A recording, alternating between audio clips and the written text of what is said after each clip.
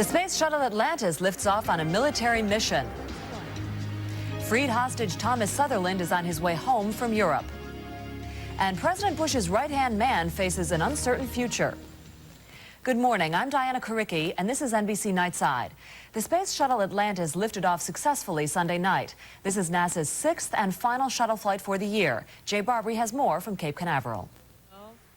Engineers repaired a bad navigational unit that postponed the flight 5 days ago, and when the second countdown reached zero, the Shuttle Atlantis came to life for a rare nighttime liftoff. Liftoff of Atlantis and the 6-man crew on a Department of Defense flight. The 18-story tall shuttle roared into the night, leaving a trail of fire the length of 2 football fields, putting on a light show that could be seen up to a distance of 500 miles. It disappeared into an orbit over the Atlantic, where the astronauts began their 10-day mission. Their first job was to deploy a $300 million satellite to join a network of missile warning spacecraft to keep watch on missile launches and nuclear detonations around the world. It was this network of satellites that enabled Patriot missiles to shoot down incoming Scud missiles during the Persian Gulf War. During their mission, the astronauts will conduct a series of Department of Defense experiments and will serve as astronaut spies. They will use cameras and telescopes to learn what can be seen from 220 miles in space. 10 days from now, the astronauts plan to end their mission with a touchdown here at their launch site. Jay Barbary, NBC News, Cape Canaveral. At this hour, workers at the Oconee nuclear power plant in South Carolina are releasing radioactive gases into the air. The plant leaked 50,000 gallons of contaminated water into a containment building Saturday. The gases now have to be released so workers can enter the facility later today. A spokesman for the Nuclear Regulatory Commission says the gases pose no danger. And in Portland, Oregon, high radiation levels inside a containment building of a small nuclear reactor prompted a shutdown there. Pinhole leaks in one of the fuel rods caused the problem. No radiation escaped into the environment. Unofficial indications this morning that Syria has agreed to attend the next round of Mideast peace talks, scheduled to begin December 4th in Washington. A member of the PLO's executive committee told a French news agency that Syria is placing certain conditions on its attendance. Jordan and the Palestinians have officially agreed to participate in the peace talks. Israel and Lebanon have not yet responded. A British businessman is free today from the Iraqi jail cell he was forced to call home for the past 5.5 years. In exchange for that freedom, Britain agreed to release millions of dollars that Iraq had stored in British banks. Ian Richter's wife had campaigned heavily for her husband's release. She referred to him as Britain's forgotten hostage. Richter says he's mystified about the timing of the release. I wouldn't like to hazard a guess at the moment. You know, I've been living inside 4 walls for a long time, so I guess people outside probably know more than I do, but it's wonderful. Recently freed hostage Terry Waite sent a message today to 5 Westerners still held in Lebanon. Churchgoers in England listened as Waite's statement was broadcast on BBC Radio. Now there is a chance to say to Terry Anderson, Joe Scipio, Alan Steen, and the 2 German hostages, we continue to remember you and will not rest until you are free. Waite also said he hopes the hostages' captors would honor their word and release the remaining captives by the end of the month. Former hostage Thomas Sutherland has begun his journey home to the United States. Sutherland and his family left the Air Force Hospital in Wiesbaden for Frankfurt, where they will board a jet bound for the U.S. Sutherland's trip home was delayed last week after doctors discovered he had an ulcer. The Sutherland family will spend Thanksgiving in California. White House Chief of Staff John Sununu is in trouble again. Sununu's latest problem arises from a weekend interview in which he said the president ad-libbed comments calling for lower credit card rates. Those comments contributed to a stock market drop of 120 points. Some observers believe Sununu wrote the remarks into a Bush speech. Sununu was on hand to greet the president when Bush returned from Camp David. When asked if he plans to keep Sununu, Bush gave a thumbs up, presumably indicating Sununu's job is still secure. Some pundits believe that if economic times were better, people would be more forgiving of problems at the White House. I'm Diana Koricke, and this is NBC Nightside.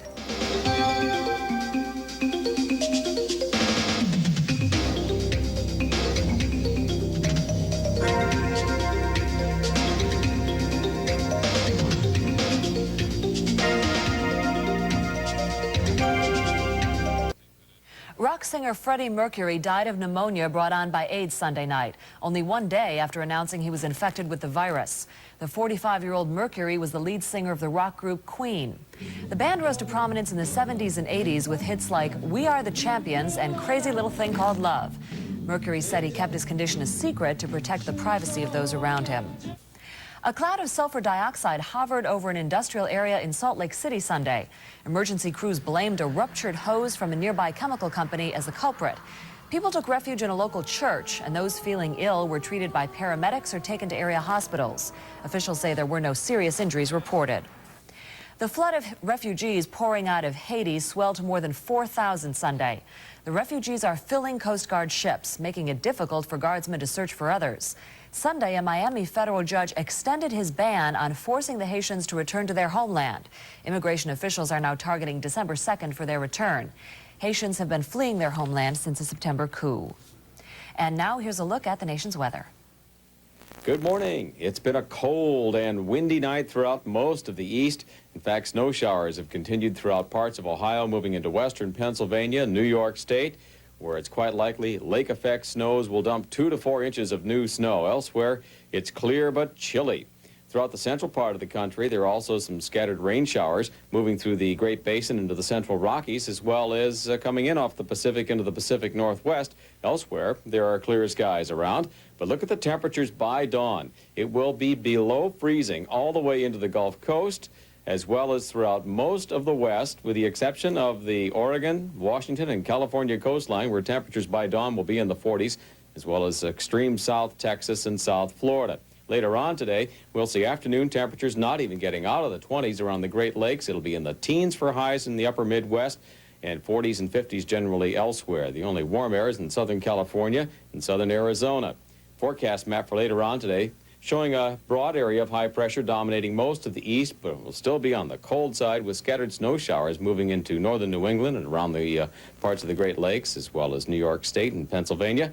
More rain showers and snow showers moving into the northern Rockies and settled elsewhere. For Nightside, I'm Tom Kirine. And coming up on Nightside, the Dallas Cowboys spoiled the Washington Redskins' dream of a perfect season. Ned Smith will have all the sports highlights next. And later, Richard Hart will tell us about computers bringing the past and the future together. Stay with us.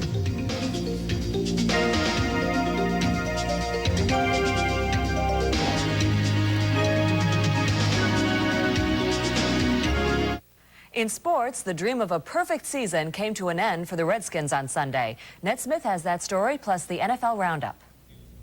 An upsetting day in the NFL. First, the Washington Redskins' hopes of going undefeated were shot down by the visiting Dallas Cowboys. Dallas went into halftime leading Washington 14-7 thanks to this 34-yard Hail Mary pass from Troy Aikman to Alvin Harper. Aikman left the game later with a knee injury. His replacement, Steve Berline, came in and hit Michael Irvin for this touchdown. Cowboys hand the Redskins their first loss, 24-21. In snowy Pittsburgh, the Oilers had champagne on ice looking to celebrate the AFC Central title, but instead they ran into a hot Steeler team. Neil O'Donnell helps turn 6 Oiler turnovers into 16 points. He hits Dwight Stone with his touchdown as Pittsburgh humbles Houston 26-14. New York Giants quarterback Jeff Hostetler lays in a Tampa hospital tonight after fracturing a bone in his lower back. The injury occurred when Tampa Bay linebacker Broderick Thomas hits Hostetler after he completed a pass to Dave Meggett. Officials say Hostetler did not suffer any neurological damage. The overnight stay only a precaution. Phil Simms took over at quarterback and led the Giants over the Bucs 21-14. That's sports. I'm Ned Smith for Nightside. Here now are all the scores from the NFL and the NBA.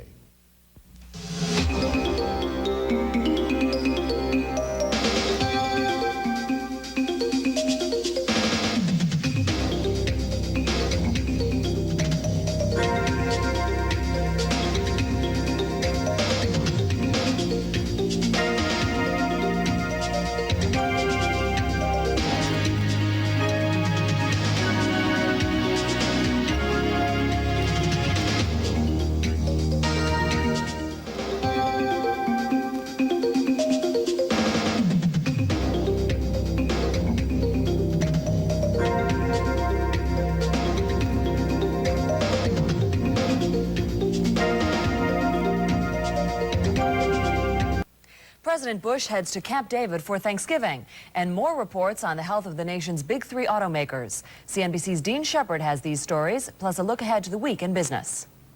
President Bush and Vice President Quayle will kick off this Thanksgiving week with a 1992 campaign trip as they head to Boston for a fundraiser. Later today, the National Association of Realtors will issue existing home sales for the month of October. About 3.1 million homes were sold in September. And General Motors and Ford will be out with sales figures for the middle 10 days of November. On Tuesday, November 26th, the Senate Finance Committee will begin public hearings on a proposed tax cut aimed at middle-income families with children. Senator Lloyd Benson is the chief sponsor of the bill, which would give a $300 tax credit for each child 18 years and under and expand the tax advantage of individual retirement accounts. Benson says his tax bill will help restore consumer confidence. He'd finance the tax cut by reducing defense spending by about $73 billion over 5 years. Also on Tuesday, the Bureau of Economic Analysis will release the third quarter 1991 preliminary gross national product numbers, as well as the third quarter 1991 corporate profits figures. And last but not least, Michael Jackson's new album called Dangerous will be released. On Wednesday, more economic statistics. The Commerce Department will report the personal income and personal spending numbers for October, as well as the number of orders for durable goods. Those are orders for big-ticket items like cars and refrigerators. On Thursday, Turkey Day, President Bush will head to Camp David, where he will be spending the Thanksgiving holiday. He's not due to return until Sunday. And Friday marks the start of the Christmas season. It is traditionally the busiest shopping day of the year for retailers. But with consumer confidence so low, experts are predicting a flat Christmas season. The industry is also expected to be hurt by a late Thanksgiving, which will shorten the Christmas shopping season by 6 days. Still, many are hoping for the best. Business is going to come in the last 5 or 6 days. In other words, it's going to be cardiac arrest time. Typically, the Christmas season is the time when many retailers make as much as half of their yearly profit. That's a look at business news. I'm Dean Shepard for Nightside.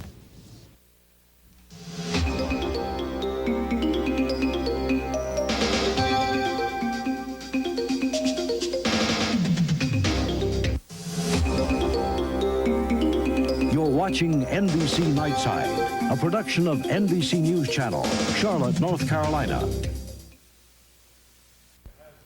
The family farm has suffered rough times lately. Economic hardship has led some farmers to sell their land and give up the only way of life most have ever known.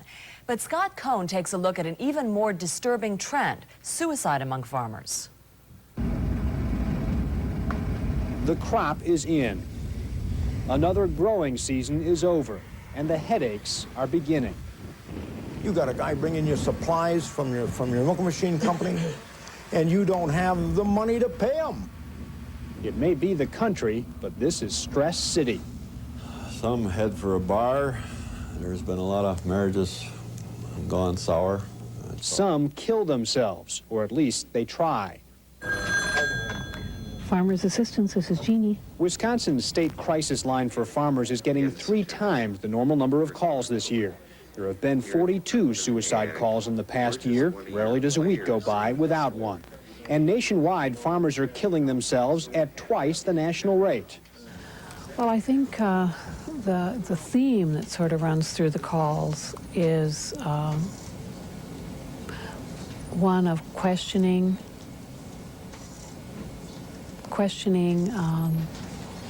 the future. Farming has never been easy. Long hours, hard work, always at the mercy of Mother Nature. That's always kind of gone with the territory. But lately there's more to it than that. A lot more. Money is the problem. The prices we pay for food at the store keep going up, but the prices farmers get keep going down. Over the summer, milk prices hit their lowest levels in 13 years. Meantime, the banks that farmers rely on to get them through hard times like these are nervous about lending money to farmers or anyone else, thanks to the savings and loan mess. And that leads to situations like that of Gene Bailey. So our goal was to be probably the best farmer in the world. So we just put the pedal to the metal and went after it. And gradually it started falling apart. The low milk prices and a problem with stray electricity that made his cows give less milk combined to ruin Gene Bailey. It got so bad that this summer he had to do the unthinkable. He sold his herd. Some 60 head of prime dairy cattle. He couldn't afford to keep them. Been to a funeral lately? Actually, yeah, a couple. Okay, then you know how you feel. It's not just the death of his career Bailey is mourning, it's also the death of a legacy. His 3 sons have no interest in taking over a losing farm with no cattle, so Bailey is thinking about selling the farm, his pride and joy for 25 years. He started a new career selling insurance to stay afloat and, above all, to stay occupied. Sundays is the worst because I can't go to, I don't want to bother people on Sunday in my business. And you sit around and things don't go good, so you just learn, you begin to dislike free time because then you have time to think. The solitude is supposed to be one of the benefits of being a farmer, but for many, it's become a curse. Bill Howell was a full-time farmer himself until he was sidelined by an accident 10 years ago. Now he counsels farmers, and he's alarmed at what he's hearing. And the guy's strung out, you don't know where to turn, and he's got 3 calls this morning before the lender got there, people wanting to get paid, and he just don't know what to do, and has been arguing with his wife, and then the lender comes in and gets hard with him. I mean, there's a lot of shootings going on with less provocation. And as the winter continues, as farmers begin to look towards spring planting and can't get the bank loans they need to do it, the stress will only get worse. The calls to the hotline will only increase. I expect we will be here a while. The people here can handle the crises. They've actually gotten good at it. But the reality is that while they can talk a farmer out of taking his life, they can give few answers about what to do with that life when the crisis has passed. The only thing you can cope with it is to say that, hey, you made the wrong turn somewheres. And I don't know. You don't. You don't cope with it all the time. It's tough. It hits you right in the face every day. Scott Cohn for NBC News. The realities of trying to earn a living on a farm in today's economy will ultimately drive even more farmers away. But no farmer wants to be the one weeded out. That's what brings on severe stress and its often tragic conclusion.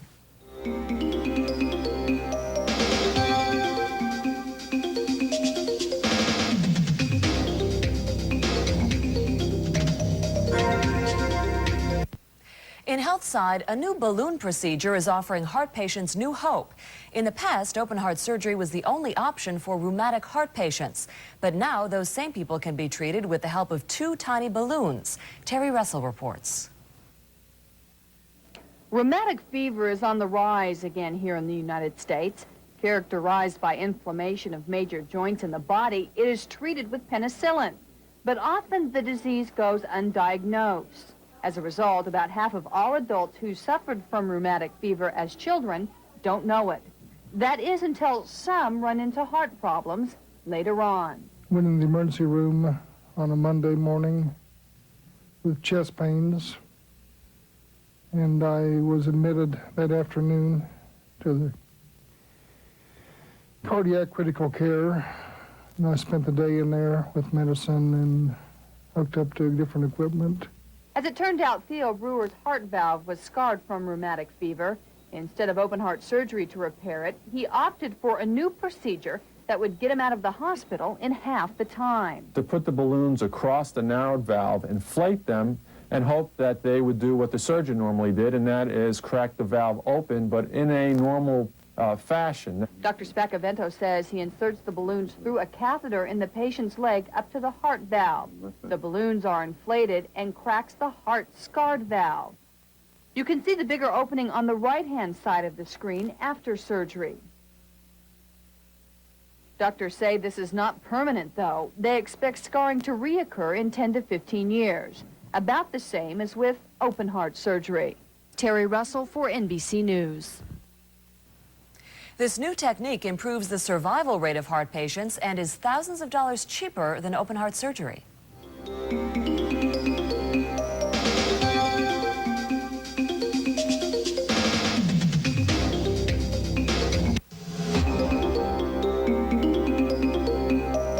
You're watching NBC Nightside, a production of NBC News Channel.